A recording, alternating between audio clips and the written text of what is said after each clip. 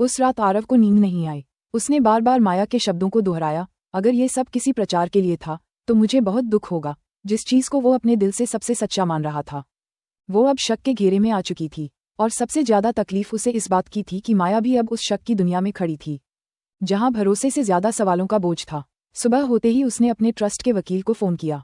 Neeraj, Krishnadas foundation के सारे records में से मेरा नाम हटवा दो। वकील चौंक गया, सर, लेकिन आप तो संस्थापक हैं। हाँ, लेकिन अब नहीं। अब मैं बस एक गुमनाम रहना चाहता हूँ। कागजों से मेरा नाम मिटा दो और अगले दानदाता के तौर पर ट्रस्ट खुद को ही प्रकट करे। नीरज ने बहुत समझाने की कोशिश की, लेकिन आरव अडिग था। उधर माया भी बेचैन थी। वो उस पत्रकार को मिलने गई जिसने मदद को लेकर सवाल उठाए थे। आप ये क्यों मानते हैं कि कोई सिर्फ प्रचार के लिए ये सब करेगा? माया ने सख्ती से पूछा। पत्रकार ने मुस्कुराते हुए कहा, मैडम, आजकल कोई बिना कारण कुछ नहीं करता। या तो पब्लिसिटी चाहिए होती है या पॉलिटिकल कनेक्शन। गुमनाम मदद अब फिल्मों में ही अच्छी लगती है। माया का चेहरा सख्त हो गया। शायद आप सही हों, लेकिन कभी कभी कुछ कहानियां फिल्म जैसी ही होती हैं, बस हमें उन पर यकीन करने की हिम्मत रखनी होती है। उस शाम जब माया कैफे पहुंची तो उसके मन में उथल पुथल थी। आरव ने उसे देखा, लेकिन इस बार उसकी मुस्कुराहट हल्की थी, जैसे कोई भारी मन लिए बैठा हो। तुम ठीक हो? माया ने धीरे से पूछा। आरव ने हंसने की कोशिश की।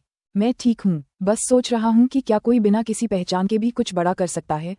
माया ने कुछ पल उसे देखा, फिर कहा, कभी कभी सबसे बड़ा काम वही होता है जो गुमनाम रहकर किया जाए। फिर वो थोड़ा झिझकी और धीरे से बोली, आरव, मुझे नहीं पता कि वो मदद किसने की थी, लेकिन अगर कभी सामने आया तो मैं सबसे पहले उसे थैंक यू कहूंगी, क्योंकि उसने सिर्फ एक बिल नहीं चुकाया, उसने मेरा भरोसा बचा लिया। आरव का दिल उस पल जैसे भर आया।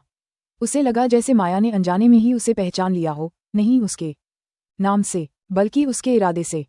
अगर आपको ये कहानी पसंद आई तो इस एपिसोड को लाइक करें, और अगर आप इस कहानी का अगला एपिसोड सुनना चाहते हैं तो हमारे चैनल को सब्सक्राइब करें और अगले एपिसोड का अपडेट पाने के लिए बेल आइकन दबाएं।